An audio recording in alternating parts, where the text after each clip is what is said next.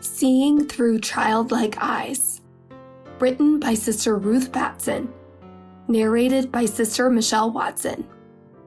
I had the privilege and opportunity to be born and raised in the Church of Jesus Christ. I call it a privilege because not everyone is fortunate enough to have such a precious gift handed to them without ever having to seek it. I call it an opportunity because it opened up the door to the most amazing people that I've inherited from my childhood and am still friends with today. I have to admit that I grew up taking much of this for granted, not knowing anything different, and being surrounded by brothers and sisters who loved and nurtured me. As I got older, I began to realize that not everyone around me had the same upbringing or understanding. Some of my friends who were not part of the church knew nothing about Jesus or all the wonderful things he has done, and in my world, still does today. It was strange to hear them say that all of those stories we learn as children were nothing but that, fictional stories that never actually happened. Even as a child, I remember how I felt when I'd hear them say those things. Angry. You can't talk about my God and my church like that. Everything that I had been taught, whether at home or in church, was planted so deep that there was absolutely no doubt in my mind that it was true. My innocence had been shaken, and I wasn't sure where all these emotions were coming from.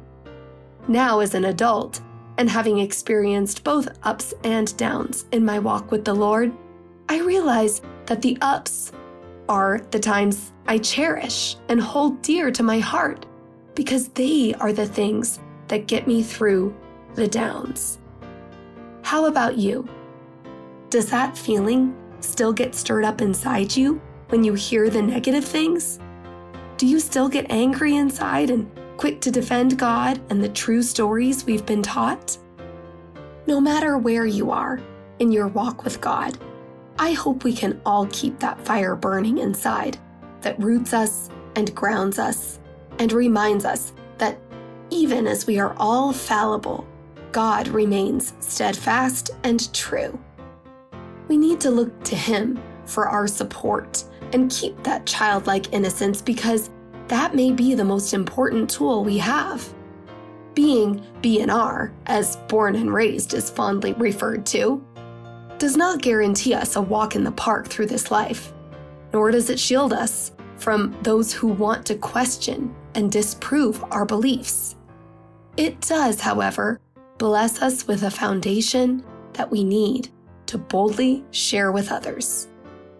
Is your light still burning brightly? And are you holding it high enough for others to see?